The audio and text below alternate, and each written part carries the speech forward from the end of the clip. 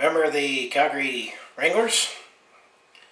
This is going to be the next team I'll talk about in my Remember the Calgary series. Here are up to episode number 9, as it's fitting that it follows the last episode, which you can see right here. I talked about the Calgary Centennials, the first junior hockey team that represented Calgary, but after when the Calgary Centennials was sold and moved to Billings, Montana, eventually the Calgary Wranglers came into the picture, as Calgary junior hockey fans didn't have much to wait for another junior hockey team, as the Calgary Wranglers came to town right after the Calgary Centennials left. And just like the Calgary Centennials, they also played in the old Stampede Corral. And didn't mention it in the last video, but much of the time with the Calgary Centennials and then the Calgary Wranglers is that there wasn't much competition for other hockey in town, as with the Calgary Cowboys were in the World Hockey Association, encompassed some of the time with the Calgary Centennials and the Calgary Wranglers. However, towards the end of the tenure of the Calgary Wranglers, the Calgary Flames were in town, and generally some teams do struggle, junior hockey teams struggle when there's a major team in town, like the Calgary Flames, for example. However, the Calgary Hitmen has been fine in Calgary for over 25 seasons, and speaking of the Calgary Hitmen, the Calgary Hitmen Corral series was one of the reasons that inspired me to do the Remember the Calgary series, as well as see Dick Clothing and that Chris Wilson story where he showed his heritage, all of his jerseys that he collected for Calgary sports jerseys. So that's my other inspiration. But the Calgary Hitmen Corral series also was rebranded as the Calgary Wranglers to wrap up the series, as they were the Calgary Centennials. They also had a game where they were the Calgary Cowboys as well as the Calgary Wranglers, and much of the history predates me, and I was in my infancy when the Calgary Wranglers were in town. But they were in Calgary from 1977 till 1987, where that franchise eventually relocated to be now the current Lethbridge Hurricanes. The franchise actually started in Winnipeg as the Jets, the Clubs, and the Monarchs before moving to Calgary. And Winnipeg also has had a few junior hockey leagues, teams, as well as Winnipeg actually also had the Warriors, which are now in Moose Jaw, and now the Winnipeg Ice, where the team started off in Edmonton, then it went to Cote and Cranbrook, and then moved to Winnipeg. So sometimes junior hockey can work where there is an NHL team in the same city. Let's say Calgary, for example, or Winnipeg. So let's talk about the Calgary Wranglers now that we're in episode 9, as they were a junior hockey team that played in still the current Western Hockey League from 1977 to 1987, and the Wranglers played all their games in the old Stampede Corral. So definitely is a great facility for junior hockey, a more intimate atmosphere compared to the Saddledome, but that is the Calgary Wranglers. And just like the Calgary Centennials, much of the information is easy to get on the Wikipedia and the hockey database sites. So that's where I'll share some of my relics, and if I find anything that interests, put in a video that I took part in the Calgary Hitmen Corral series. I do have links in the description to videos that I talked about the Calgary Hitmen Corral series and my experience with it, and any moments that I shared as well. Videos where I showed the Calgary Hitmen being introduced when they were rebranded as the Calgary Wranglers for the one game, which was the last game of the Calgary Hitmen Corral series, and wound up being the last event that I took part in the Stampede Corral, as that arena is now being demolished for the room for the BMO Center expansion. So as I say, for episode 9, they were the third team of the Calgary Hitmen Corral series. I mentioned they played at the Stampede Corral, and the second major junior hockey team to represent Calgary, as you had the Centennials and then the Wranglers, which we're talking about. And then from 1987 not until 1995, Calgary did not have a junior hockey team in the Western Hockey League, until the Calgary Hitmen came to town, and let's say the rest is history. So speaking of history, we'll just go over season by season like I did in the last episode. And there was no real predominant players that had a predominant NHL career, there's a few, but it wasn't as clear, let's say, one line. When you look in the Calgary Centennials, where you had Danny Gear, Jerry Holland, and Mike Rogers. But there's definitely some notable alumni who had some great seasons with the Calgary Wranglers, and definitely a lot of Calgary connections, both, let's say, with the Flames and Hitmen. Especially one player in particular, you could say would bring some nostalgia for both the Calgary Flames, and one player in particular who had a pretty good career with the Calgary Wranglers that was a big part of the Calgary Hitmen, who won their, not back-to-back, but their 2 WHL titles. So let's take a look at season by season, and I would say the Calgary Wranglers had probably, I would say, overall better seasons, because the Calgary Centennials were either really bad or really good. But I would say there was a little more success, although just like with the Calgary Centennials, the Calgary Wranglers did not win a WHL title, which the Calgary Hitmen have won 2 titles and gone to the World Cup twice, but they did not win any division titles, but they have been to a league final. So that's the, it depends how you slice it.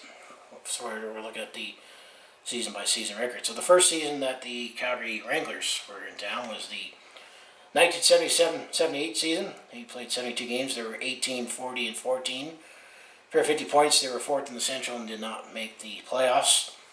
In 1978-79 and 72 games, they were 28, 38, and 6 for 62 points.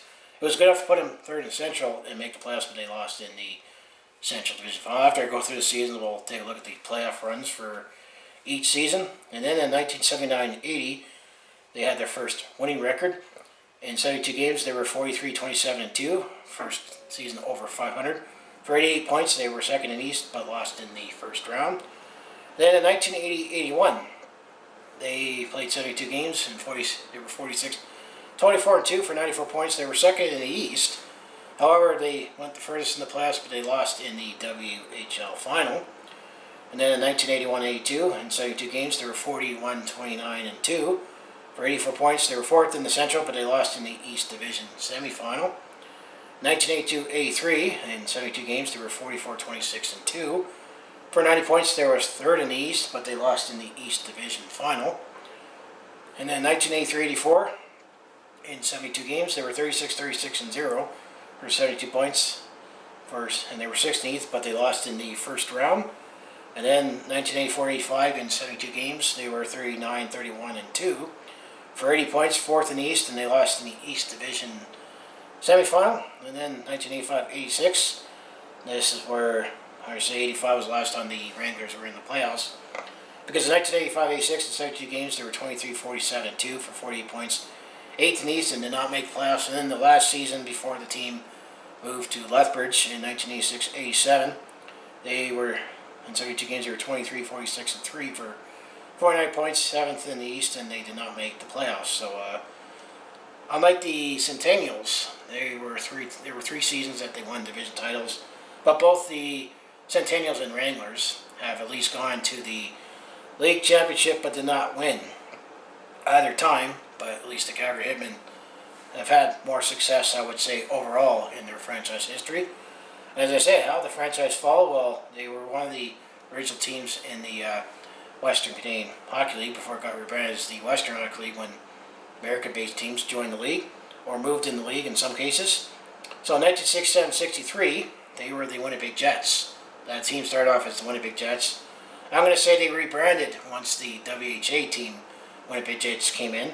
So in 1973-76, Winnipeg rebranded as the Winnipeg Clubs. And then in 1976-77, the last season the franchise was in Winnipeg before they moved to Calgary, were the Monarchs. And then 1977 to 1987, they were the Calgary Wranglers. And then 1987 till now, they are now the Lethbridge Hurricanes. And that's always interesting when I got to mention when I talk about Lethbridge Hurricanes in my Calgary Hitmen game recaps. And I got to say they were originally the Calgary Wranglers. So that is the season by season. So let's just take a look at the playoff runs that each Wranglers team has had. So the first time the Wranglers were in the playoffs in 1979. So the Calgary, in the round robin, they were 4-4, as there was a round robin tournament. As they advanced, they were 4-4, and then Calgary lost to Lethbridge, defeated Calgary in the division final. So there was another Lethbridge team, 4-3. So that was the division final. So yeah, it looks like there were 8 teams that were in the round robin, and I think it looks like the top 6 or something advanced. It was a different system back then. So that was 1979. 1980, this is the next season that the Wranglers were in the playoffs. So in the first round, Brandon defeated Calgary 4-3. So that was it for the Calgary Wranglers that season. I guess they didn't have a round robin, or I guess there was a divisional semifinals as well. But Calgary lost to Brandon in 7 in 1980. And then in 1981, this was the season that the Wranglers went all the way to the finals. Well, in the first round, Calgary defeated Billings, the team that was the Calgary Centennials. So Calgary kind of beat their first team. That was 4-1. And then division semifinals, Calgary defeated Lethbridge 3-1. And then the division finals, Calgary defeated Regina 4-2. And then the WHL championship, it was Victoria that actually beat Calgary 4-3. So they made it all the way to Game 7 in the league championship, but lost. So that was 1981. The 1982 playoffs, the Calgary Wranglers, they defeated Saskatoon 4-1. But then Regina defeated Calgary 3-1 in the division semifinals. So at least it got out of the first round, 1982. And then in 1983, the playoffs, that Calgary defeated Medicine 3-2, so that must have been a best of 5. And then division semifinals, Calgary defeated Regina 4-1. But in the division finals, Lethbridge defeated Calgary 4-2. So that was 1983. And then 1984, the playoffs, Calgary defeated Saskatoon 8-7 in overtime to claim the 6th place tiebreaker. So they had to do a play-in game. So Calgary won 8-7 in overtime just to get into the playoffs. But then Regina swept Calgary 4-0. So we had to play our way in to get swept in 1984 for the tiebreaker. And then in 1985, which was the last season that the Wranglers were in the playoffs before they moved over to Lethbridge, Calgary defeated Lethbridge 3-1 in the first round. But then Prince Albert defeated Calgary 4-0 in the division semifinals. So that is the playoff history. So I would say the Calgary Wranglers was more steady, but had some.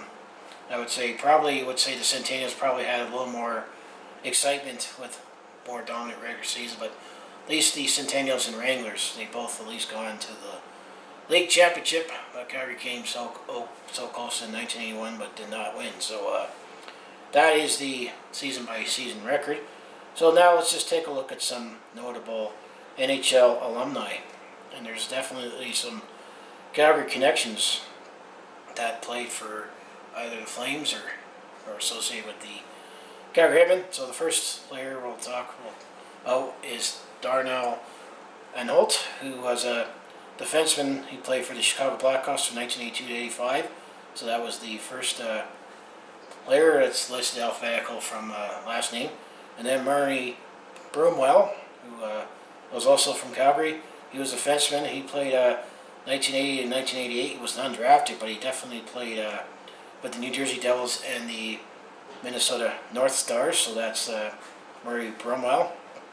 And then Lynn Berry, who was the next player on the list. He was a centerman. He played from a career from 1990 to 2001. So he was a younger player. He played for the Philadelphia Flyers, Florida Panthers, Pittsburgh Penguins, and Los Angeles Kings. He was drafted 124th overall in 1988 by the Edmonton Oilers. And then Dan Boronis was a left winger. He played 2 seasons in the National Hockey League with Hartford between 1981 and 1984. He was drafted 100th overall by Hartford in 1981. So there's definitely some players that at least played in the NHL after they played with the Calgary Wranglers. And then there's Colin Chisholm, who was a defenseman that played for the Minnesota North Stars from 1986 to 1988, but he was drafted by the Buffalo Sabres in 1981. And then there's Cote, who was a centerman who was undrafted, but he played for the Edmonton Oilers, and his playing career is from 1981 to 1989. So he also played for the Canadian national team on many occasions. So that's definitely one player there. He only played 15 games in the NHL, but he played in various professional leagues. And then there is Mark Gregg, which I believe he played for the Calgary Flames actually one time, as he was a right winger. He played for the Hartford Whalers, Toronto Maple Leafs, Calgary Flames, and Philadelphia Flyers. He was drafted by the Hartford Whalers in 1990, 15th overall. How many games did he actually play for the Calgary Flames? We'll see. He only played 8 games for the Calgary Flames. In 1994-95, he had a goal and assist for 2 points. And he spent more time with the St. John Flames, but he was prominent there. As he played 6-7 games, he had 81 points for 31 goals in 1994-95 with the St. John Flames. So he was up and down between the AHL and the NHL. And then there's Mark Height, who was the next player. He's actually from Calgary. He plays for Germany on the national team, as he was drafted in 1982 by the Los Angeles Kings. And then there was Doug Huda, another player I think I remember. He's from Blairmore, which is in the Rosas Pass. He was drafted 28th overall by the Detroit Red Wings, as he had a long career from 1986 to 2003, as he was a defenseman. Played for Detroit, Hartford, Los Angeles, Buffalo, New York Islanders, and the Mighty Ducks of Anaheim. And he was also had a coaching career. Then you have Tent Casey, who was a right winger. He played for the Buffalo Sabres, and his playing career is from 1987 to 1995. And then Darian Kimball was the next player. He definitely played well over all the place. I mean, he was drafted by the Quebec Nordiques in 1988. His playing career spans from 1984 to 2002. There's definitely a handful of teams that I'm not going to list them all. Now, Kelly Kisio, he actually played for the Calgary Wranglers. He's from Peace River, Alberta. He was a centerman here. He definitely played, actually also played for the Calgary Flames. Kelly Kisio definitely was behind the Calgary Hitmen's success when we went to the World Cup with the 2 WHL titles, but he definitely had quite a career with the Calgary Wranglers. He put up big numbers, and he was undrafted in the NHL, believe it or not, despite the big numbers he put up. He was a Detroit Red Wing, he was a New York Ranger, and then he was on the San Jose Sharks on their expansion team, and then he finished his career with the Calgary Flames, and he played from 1980 to 1985. And Kelly Kisio also got recently recognized with the Calgary Hitmen for his managerial career and his coaching career as an executive, so he's forever a Hitman as well. And I believe right now he is a scout for the Vegas Golden Knights. Yeah, he's a professional scout for the Vegas Golden Knights in the NHL. He played 761 games in the NHL as a center with the 4 teams that I mentioned, and he was team captain for the Rangers for 3.5 years. And looking at his career stats, well, for the Calgary Wranglers, he played 2 seasons with the Calgary Wranglers, and boy, he definitely put up big numbers. As in 1978-79 season for the Wranglers, in 70 games, he scored 121 points, including 60 goals, and then he bettered that in 1980 as he played 71 games for the Calgary Wranglers. He scored 138 points and 65 goals, and in his NHL career, he played 761 games, scored 229 goals, 429 assists for 658 points, and 758 penalty minutes. I'd say his best season in the NHL for the Kelly Kisio actually was the 1992-93 season, which was the last season he was with the San Jose Sharks before he played 2 seasons with the Calgary Flames before retiring. In 78 games, he actually was a point a game. He had 78 points, including 26 goals. So I'm going to say Kelly Kisio probably was the best Calgary Wrangler with the biggest numbers and had a pretty good NHL career. But there's a couple more players that had a Calgary connection, and I'm going to say there's one particular goalie that I'll have to highlight that played for the Calgary Wranglers that I would say had a pretty good NHL career, and almost got to wonder, is he a Hall of Famer? But we'll get there. So you got Ross Mckay, who was a goaltender who played in the National Hockey League. He was undrafted, but he was hard for weather. playing career from 1988 to 1991. So that was, and then here's the former Flame, Dana Merzen, a defenseman, which he was a part of the 1989 Stanley Cup Championship with the Calgary Flames, as he played with the Hartford Whalers, the Calgary Flames, and actually the Vancouver Canucks. And he had a long career as a defenseman. Excuse me. He's from here in Calgary. He was drafted 5th overall by the Hartford Whalers in 1995, and as I mentioned, he was on the 1989 Stanley Cup team when the Calgary Flames won the Stanley Cup. So there's a long-time Flame on there. Here's another former Flame, Jim Playfair. Yes, that Jim Playfair, the coach. He is an associate coach now, still with the Arizona Coyotes, but Jim Playfair, he actually played for the Edmonton Oilers and the Chicago Blackhawks in the NHL. He was drafted 20th overall by the Edmonton Oilers in 1982, but I would say Jim Playfair is definitely more synonymous, more known for his time when he was the coach for the St. John Flames, the Horn team. I think he came to Calgary in the organization in 2000, and then eventually when Daryl Sutter became head coach, he was an assistant coach for the Calgary Flames, and then Jim Playfair was the head coach for the Calgary Flames in 2006 and 7, and then he became the associate coach when we brought Mike Keenan in for a couple seasons. Then when Brent Sutter took over, Jim Playfair was the first head coach of the Abbotsford Heat, and you can probably also say Jim Playfair might be famous for a meltdown he had when he was the Abbotsford Heat head coach. But here's another Calgary connection for coaching for Jim Playfair. So he did also play for the Calgary Wranglers, and then here's another player,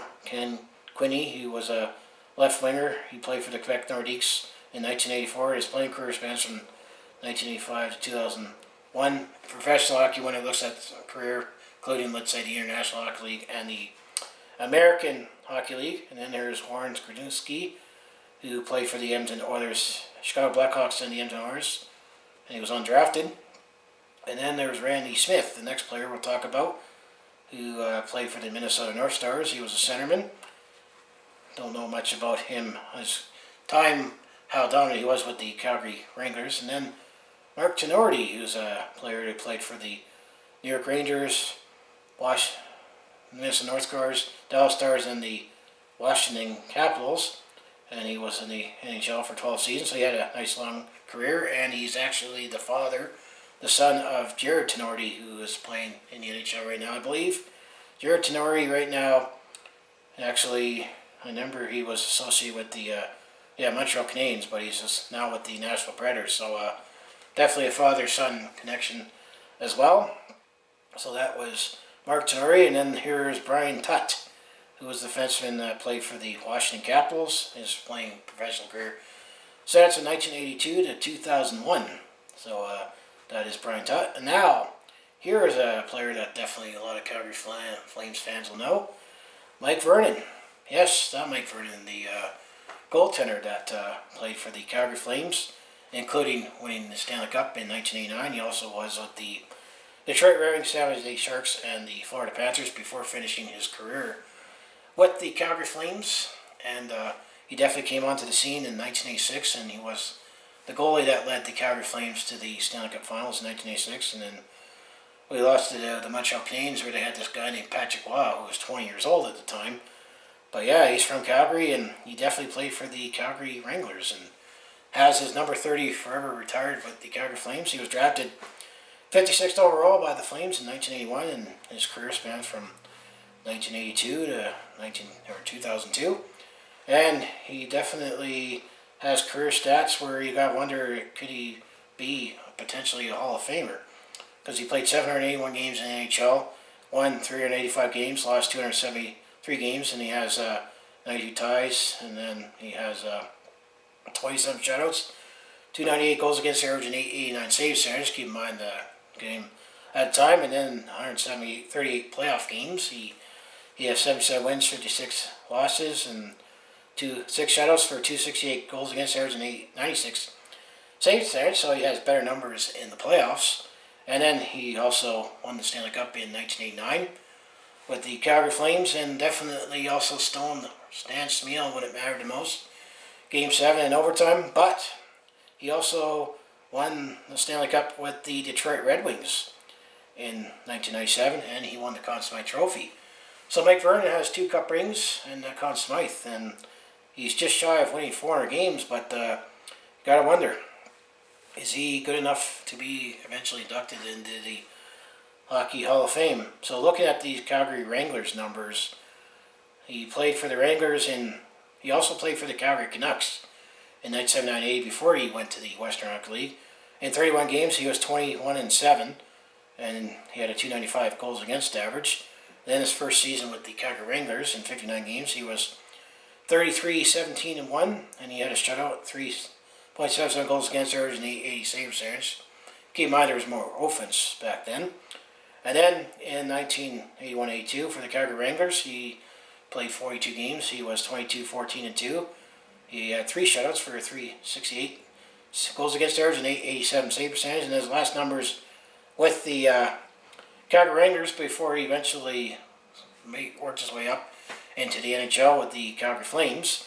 In 50 games, he was 29-8-2 with 3 shutouts and 326 goals against average. Doesn't have a save percentage, and then also his playoff stats with the Calgary Wranglers, which he was the goalie for the Calgary Wranglers when they went to the finals in 1981. He was 14-8 in 22 games with a shutout and 387 goals against average.